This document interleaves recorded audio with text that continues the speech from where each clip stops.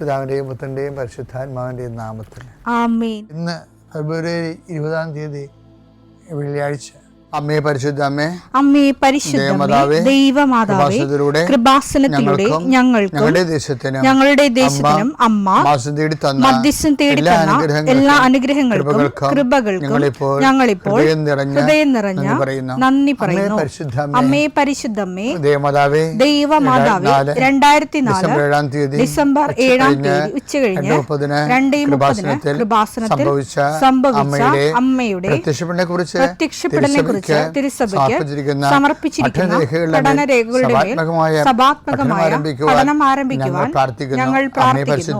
അമ്മേ പരിശുദ്ധമേ, ഭൂസ്വർലോകങ്ങളുടെ രാജ്ഞിയായ അങ്ങേയ്ക്ക് ഭൗമസംരക്ഷണത്തിനായി പ്രപഞ്ചപ്രകൃതിയെ തന്നെ തിരുസഭ പ്രതിഷ്ഠിക്കുവാൻ ഈ പ്രത്യക്ഷീകരണം വഴി ഇടയാക്കണമേ. പരിശുദ്ധമേ, ജപമാല മാതാവേ, സകല കൃപാസനം പ്രാർത്ഥനയോടും ചേർത്ത് ഞങ്ങളിപ്പോൾ പ്രാർത്ഥിക്കുന്ന ഈ കുടുംബത്തിന്റെ പ്രത്യേക നിയോഗം പറ മക്കളെ.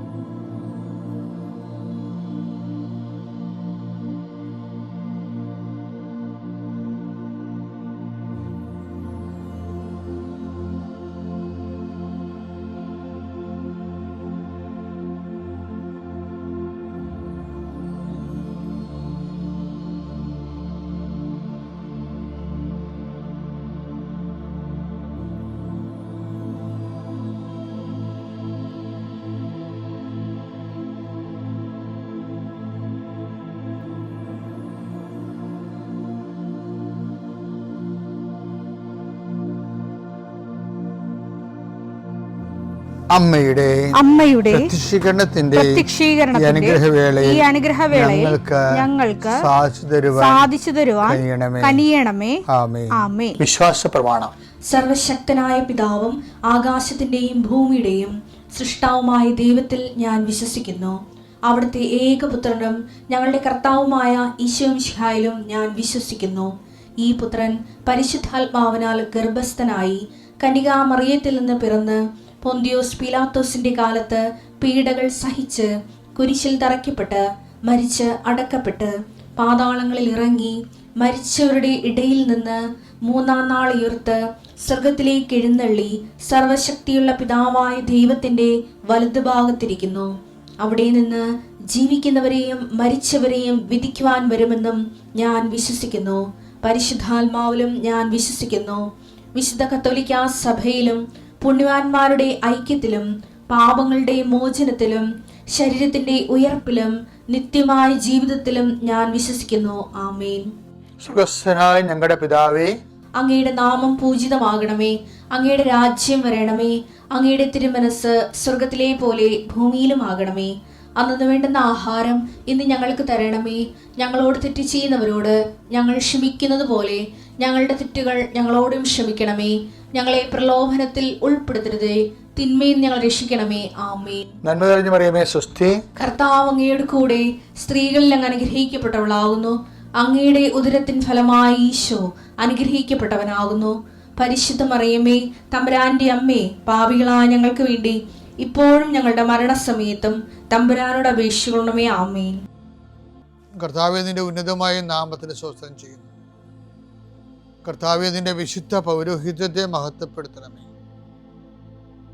കർത്താവെ, സഭയിലുള്ള സാന്നിധ്യം പ്രകടമാക്കണമേ. 40 വർഷം ഞാൻ അർപ്പിച്ച കുർബാന്റെ യോഗ്യതയാണ്. കൃപാസ്ഥാനത്താറെ ജീവനോടെ പ്രത്യക്ഷപ്പെട്ട മാതാവിൻ്റെ പ്രത്യക്ഷീകരണത്തിൻ്റെ യോഗ്യതയാൽ അൾത്താരയിൽ നടന്ന 10,000-കണക്കിന് ആരാധന ശക്തിയാൽ ദൈവവേദനെ നിന്നെയും നിന്റെ കുടുംബത്തെയും ഈശോ നാമത്തെ ആശീർവദിക്കുന്നു. ഇന്ന് നിന്റെ ജീവിതം അഭിമുഖീകരിക്കുന്ന എല്ലാ വിഷയങ്ങളും, നീ കണ്ടുമുട്ടുന്ന വ്യക്തികൾ, നീ ഭയക്കുന്ന വിഷയങ്ങൾ, ഇന്റർവ്യൂകൾ, ടെസ്റ്റുകൾ, യാത്ര ചെയ്ത് എത്തുന്ന ഇടങ്ങൾ, നിന്റെ ജോലിപ്പാടുകൾ, ശുശ്രൂഷ ഇടങ്ങൾ, കർത്താവിൻ്റെ നാമത്തെ അനുഗ്രഹിക്കപ്പെടട്ടെ. സഞ്ചാരി മാതാവ്, സമയത്തിൻ്റെ അധികാരി, നിന്റെ ഉടമ്പടി വഴികളിലൂടെ നിന്നെ വേർപിരിയാതെ നിനക്ക് വേണ്ടി വാദിച്ചും നിന്നെ സപ്പോർട്ട് ചെയ്തും നിനക്ക് വേണ്ടി നീ ചെയ്യാനുള്ള ജോലി ഏറ്റെടുത്തു എന്നെ സന്ധിക്കട്ടെ ദൈവവേദലെ. പിതാപുത്രനും പരിശുദ്ധാത്മാശ്വസിക്കുക. എൻ്റെ പ്രിയപ്പെട്ടവരെ, ഇപ്പം നമ്മൾ ഇന്നലെയൊക്കെ കണ്ടത് എന്താണെന്ന് വെച്ചാൽ, ഇവൻ ആരാണ്? കാറ്റും കടലും പോലും ഇവനെ അനുസരിക്കുന്നില്ല.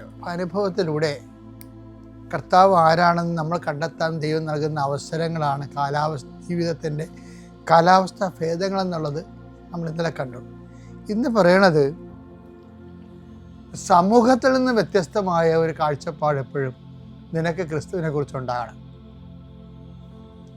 സമൂഹത്തിന് ക്രിസ്തുവിനെ കുറിച്ച്, നിങ്ങളുടെ വീട്ടിൽ 5 ക്രിസ്ത്യാനികളുണ്ട്, നീയും അപ്പനും ഭാര്യയും ഭർത്താവും മക്കളും എല്ലാം കൂടി 5 ക്രിസ്ത്യാനിയുണ്ട്. പക്ഷേ 5 ക്രിസ്ത്യാനിയും 5 ക്രിസ്തുവിനെയാണ് അറിയണത്. 5 ക്രിസ്തുവിനെ അത് ഏറ്റവും മോസ്റ്റ് ഷാർപ്പ് ആൻഡ് പെർഫെക്റ്റ് ആയിട്ടുള്ള അറിവിലേക്ക് നമ്മൾ ഓരോരോ രീതികളിൽ വളർന്നുകൊണ്ടിരിക്കും. അതുകൊണ്ട് മറ്റുള്ളവർ ക്രിസ്തുവിനെ കുറിച്ച് എന്തറിയുന്നു എന്നുള്ളത് നമ്മൾക്ക് ക്രിസ്തുവിനെ കുറിച്ച് എന്തറിയണമെന്നുള്ളതിൻ്റെ ഒരു ദൂരമാണ്. അത് ഈശോ ചോദിക്കുന്നുണ്ട്, ഞാൻ ആരാണെന്നാണ് മറ്റുള്ള ആൾക്കാരൊക്കെ പറയണത്. മത്തായി 16:13.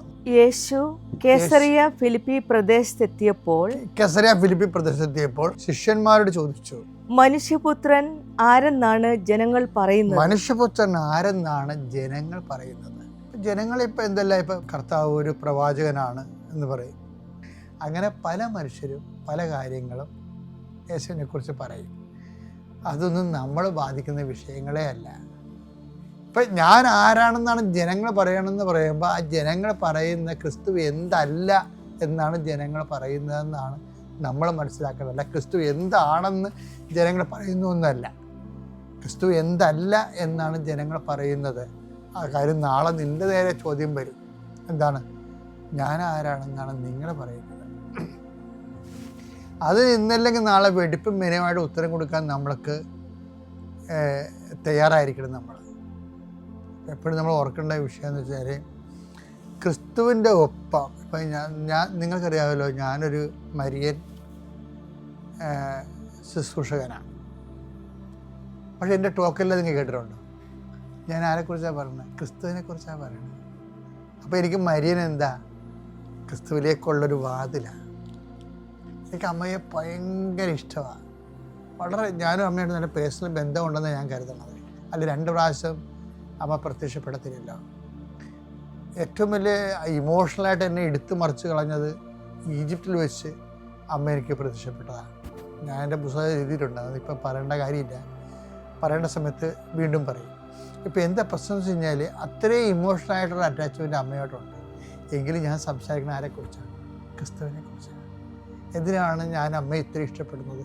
ക്രിസ്തുവിനെ കൊടുക്കാൻ ദൈവം സെലക്ട് ചെയ്ത ആളാണ് അമ്മ. അമ്മ വയറ്റിലിട്ട് ക്രിസ്തുവിനെ വളർത്തിയ 10 മാസം ഉണ്ടല്ല, ഒരു വല്ലാത്ത ധ്യാനത്തിൻ്റെ ഒരു മാസമാണത്, 10 മാസം. എന്നിട്ട് അമ്മ പ്രസവിച്ച് ലോകത്തിന് വളർത്തിക്കൊടുത്തില്ലേ. ഇനി നമ്മുടെ എല്ലാ പഠനങ്ങളും എല്ലാവിധ അനുഭവങ്ങളും, പഠനങ്ങൾ മാത്രമല്ല അനുഭവങ്ങളും എല്ലാം എന്തിനാണ്?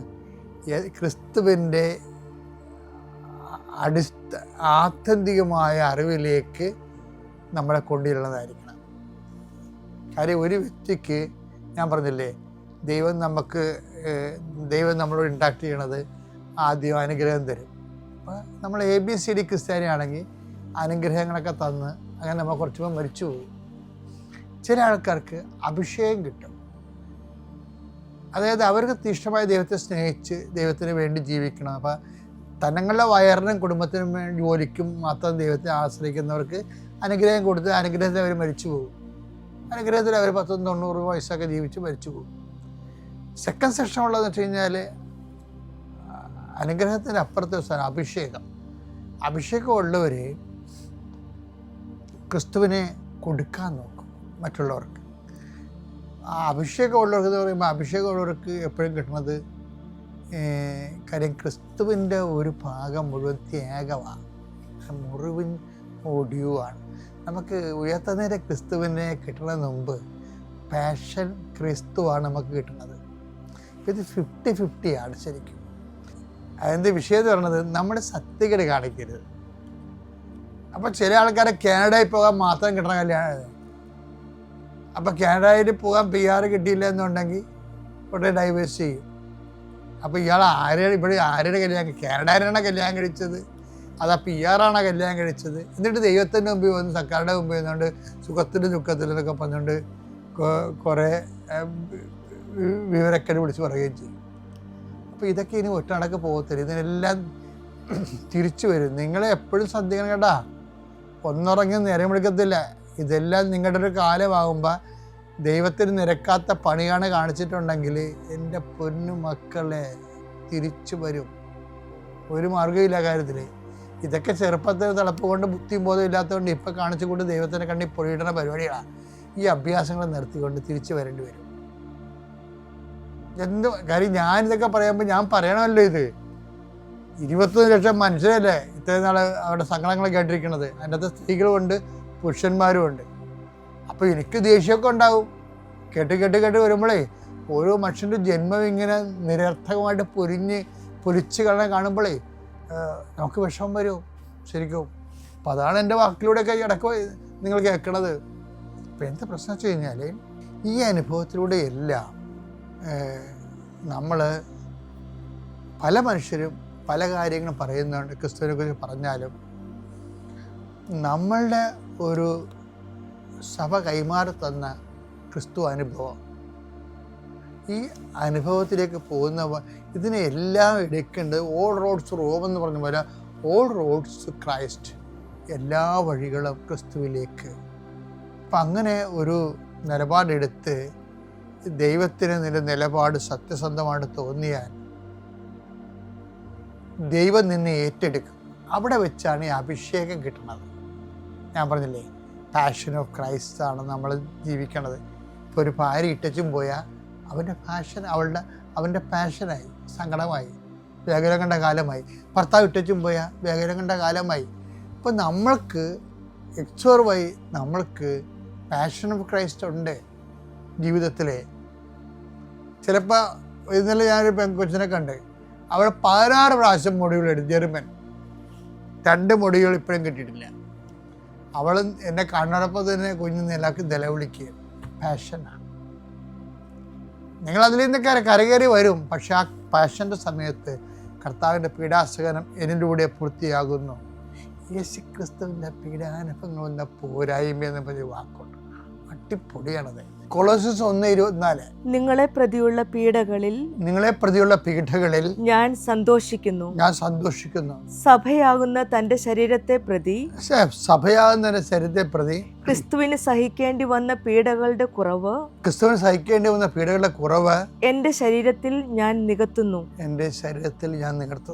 ബൈബിളിലെ ഏറ്റവും ടോപ്പ് വെളിപാടുകളിലൊന്നാണിത്. അത് ഞാൻ പറഞ്ഞില്ലേ, നമ്മുടെ പാഷൻ ഓഫ് ക്രൈസ്റ്റ് നമ്മളിലുണ്ട്. അതിൻ്റെ ഷെയർ നമുക്ക് കിട്ടും. അപ്പോൾ നമ്മളുടെ കഷ്ടനഷ്ടങ്ങളിലൂടെയാണ് അത് നമുക്ക് ഫീൽ ചെയ്യണത്. അതിനെ എന്താ പറയണത്, സഭയാകുന്ന ശരീരത്തെ പ്രതി ക്രിസ്തുവിന് സഹിക്കേണ്ടി വന്ന പീഡകളുടെ കുറവ് ഞാൻ ക്രിസ്തുവിനോട് സഹിക്കുകയാണ് ശരിക്കും പറയണത്. അപ്പം ഈ ക്രിസ്തുവിനോട് സഹിക്കുന്നവരെന്താ ചെയ്യണത്, ക്രിസ്തുവിനോട് കൂടെ നേടുമെന്നുണ്ട്. 2 തിമോത്തി 2:12 നാം ഉറച്ചു നിൽക്കുമെങ്കിൽ അവനോട് കൂടി വാഴും. അപ്പം അതായത് ക്രിസ്തുവിനോട് സഹിക്കുന്നവർ ക്രിസ്തുവിനോട് കൂടെ നേടുമെന്നുള്ള ആ വചനത്തിനോട് ചേർന്ന് ഇത് വരണത്. എന്ന് വെച്ച് കഴിഞ്ഞാൽ ഇപ്പം നമ്മൾ ധ്യാനിക്കുന്ന വിഷയം എന്താണ്, ഞാൻ ആരെന്നാണ് ജനങ്ങൾ പറയുന്നത് എന്നുള്ള ചോദ്യമല്ലേ. അപ്പം ജനങ്ങൾ പറയുമ്പോഴും നമ്മൾക്ക് നമ്മളെ അനുഭവത്തിൽ ജനങ്ങൾ പലതും പറയും. ക്രിസ്തുവിനെക്കുറിച്ചുള്ള എല്ലാ വിഡ്ഢിത്തരങ്ങളും ആയിരിക്കും അത്. മറിച്ച് നമ്മൾക്ക് അനുഭവവേദ്യമായ ഒരു ക്രിസ്തു, നമ്മുടെ ക്രിസ്തു, നിൻ്റെ സ്വന്തം ക്രിസ്തു. അതൊരു വീട്ടിൽ 5 പേരുണ്ടെങ്കിൽ 5 പേർക്ക് 5 ഡിഗ്രീസ് ഓഫ് പെർഫെക്ഷനിലാണ് ക്രിസ്തുവിനെ കിട്ടണമെന്നുണ്ടെങ്കിൽ നീ എപ്പോഴും കർത്താവിനോട് ആഭിമുഖ്യമുള്ള വ്യക്തി എന്ന നിലയിൽ ക്രിസ്തുവിനെക്കുറിച്ച് അറിവിൽ 1ാം സ്ഥാനത്ത് എത്താൻ നോക്കണം. കാര്യം അറിവിൽ വളരുക. 2 Pетros 3:18 നമ്മുടെ കർത്താവും രക്ഷകനുമായ യേശുക്രിസ്തുവിന്റെ കൃപയിലും അറിവിലും വളരുവിൻ. അപ്പം ഈ 5 പേര് വീട്ടിലുണ്ടെങ്കിലും ക്രിസ്തുവിനെക്കുറിച്ചുള്ള അറിവിൽ നീ കർത്താവിനോട് ആഭിമുഖ്യം ഉള്ള ആളെന്ന രീതിയിൽ അറിവിൽ വളരണമെന്നാണ് കർത്താവിൻ്റെ വചനം പറയുന്നത്. ഇന്നലെ കിട്ടിയ അറിവായിരിക്കത്തില്ല ഇന്ന് കിട്ടുന്ന അറിവ്. അപ്പോൾ ഞാൻ ആരാണെന്നാ ജനങ്ങൾ പറയുന്നെന്ന് പറഞ്ഞില്ലേ, അത് മരണം വരെ ആ ചോദ്യത്തിന് നീ അനുഭവങ്ങളും അറിവിലും വളർന്നുകൊണ്ട് ഉത്തരം കൊടുക്കണം.